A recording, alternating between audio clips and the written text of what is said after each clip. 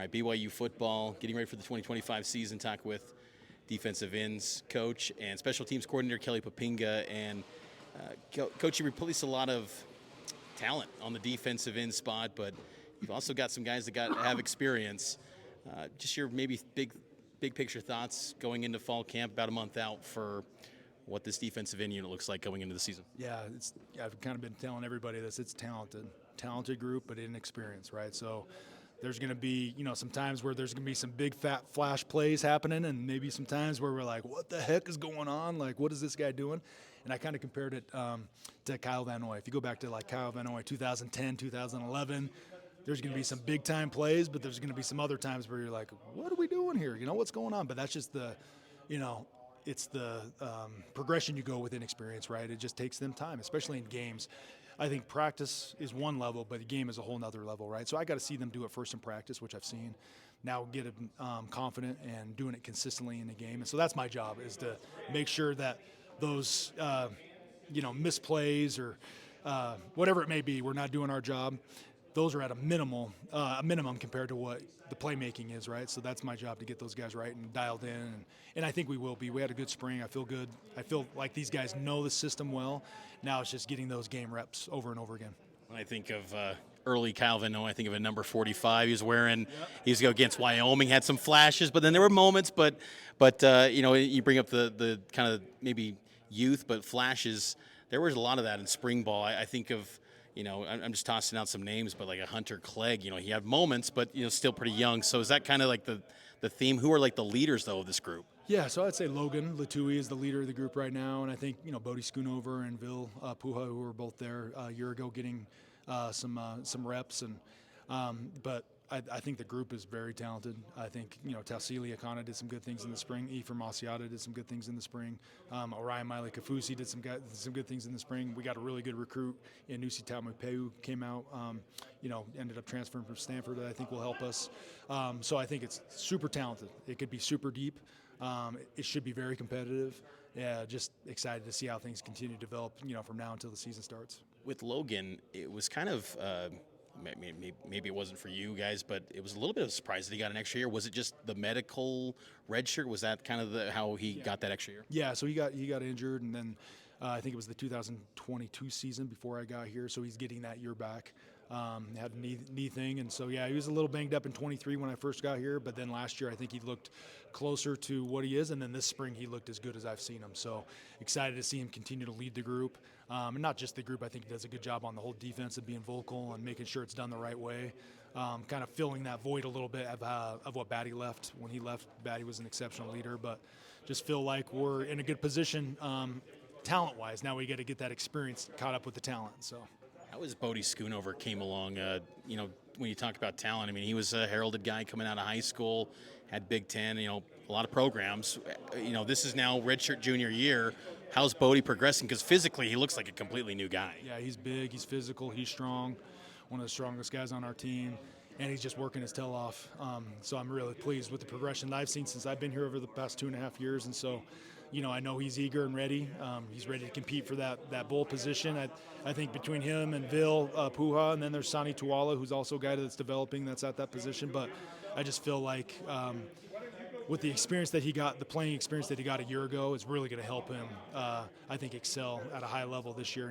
And he's a force to reckon with. I know that, our offense, when they're blocking him, they experience, big, physical, disruptive guy on the line of scrimmage, and so I think you add that with Keanu and with JT and some of these other D tackles. I think it's going to be a really good defensive front. But like I said, the thing that's going to hold us back is just the DNs and their inexperience. So they got to get caught up, and that can't be an excuse, right? We got to get those guys caught up with everybody else ASAP. Speaking of the D tackle spot, I know you don't coach that position, but last year you had guys like Mangelson and Nelson. They switched from the edge to the interior.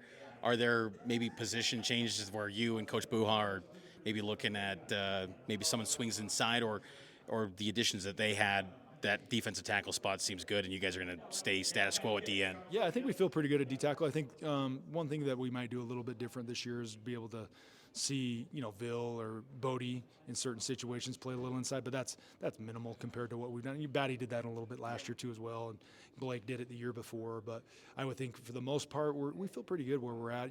Landing the recruits that we did and the transfers that we did in the offseason, I think put us in a good position to be pretty solid at the D tackle position. Speaking of recruiting, and I know you can't get into names, but is it you got so much experience when you left BYU and kind of just saw how intense recruiting battles are, and BYU now is a Big 12 program. How has it changed the game when it comes to recruiting to BYU now as a Big 12 program? Yeah, just the resources are completely different, right? So just the way that we can recruit, the different things that we can do with the recruits in the here, and at the end of the day, the NIL piece and the money that can be involved in it now, it's just helping us be in the game with all these top LDS kids and in-state kids that in the past we were losing a lot of these guys and maybe getting very few, where now we feel, there's a chance that we might get all of these top LDS and in-state recruits and all these guys that we're going after. And so, we felt after this weekend, after being one of the, most probably highly rated group of recruits that have ever been in BYU,